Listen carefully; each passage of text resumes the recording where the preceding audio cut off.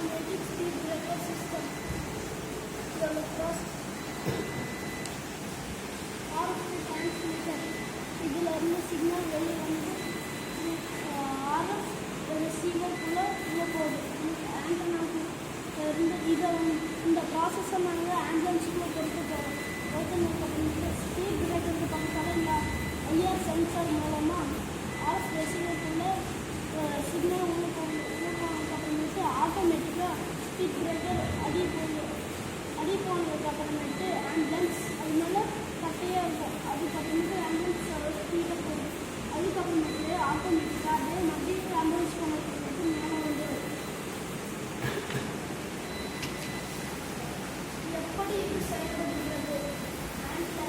ஆம்புலன்ஸில் உள்ள ஒரு RF டிரான்ஸ்மிட்டர் அது எரிக்கும் போது ஒரு சிக்னல் அனுப்புகிறது. அடியில் உள்ள ஒரு RF ரிசீவர் சிக்னலை கண்டறிந்து அதை ஒரு கட்டுப்பாட்டு அளவுக்கு அனுப்புகிறது. பெரும்பாலும் ஒரு ஆர்டியானோ மைக்ரோ கண்ட்ரோலர் கட்டுப்பாட்டு அளவுக்கு ஒரு மோட்டாரை இயக்குகிறது. இது பிரேக்கரை சாலை நிறுவனத்துடன் கட்டையாக மாற்றுகிறது. பின்னர் ஆம்புலன்ஸ் சீராக கடந்து செல்ல முடியும். ஆம்புலன்ஸ் கடந்து செல்ல பிறகு அமைப்பு மீட்டமைக்கப்படும்.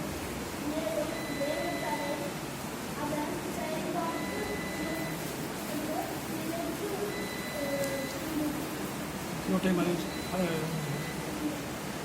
Automatic speed breaker system RFD. இதை வந்து RFDயை நாங்கள் ஆம்புலன்ஸுக்குள்ளே செட் பண்ண போகிறோம். செட் பண்ணதுக்கப்புறமேட்டு RF ரிசீவருக்குள்ளே இது சிக்னலை கொடுப்போம். RF டிரான்ஸ்மிட்டர் இருந்து RF ரிசீவருக்கு சிக்னல் கொடுப்போம். சிக்னல் கொடுத்ததுக்கப்புறமேட்டு ஐஆர் சென்சார் மூலமாக இது உள்ளே வரும். உள்ளே வந்ததுக்கப்புறமேட்டு ஆட்டோமேட்டிக்காக ஸ்பீட் பிரேக்கர் அடியே போகும். அடியே போனதுக்கப்புறமேட்டு ஆம்புலன்ஸ் சீக்கிரமாக போய் உள்ளே இருக்க பேசஞ்சரை ஹாஸ்பிட்டலில் விட்டுருவாங்க. அதுக்கடுத்து அது ஸ்பீட் பிரேக்கரில் இருந்து வண்டி மேலே ஏறினதுக்கப்புறமேட்டு கொஞ்சம் தூரம் போனதுக்கப்புறம் இது அடியே போயிடும். இதுதான் நாங்கள்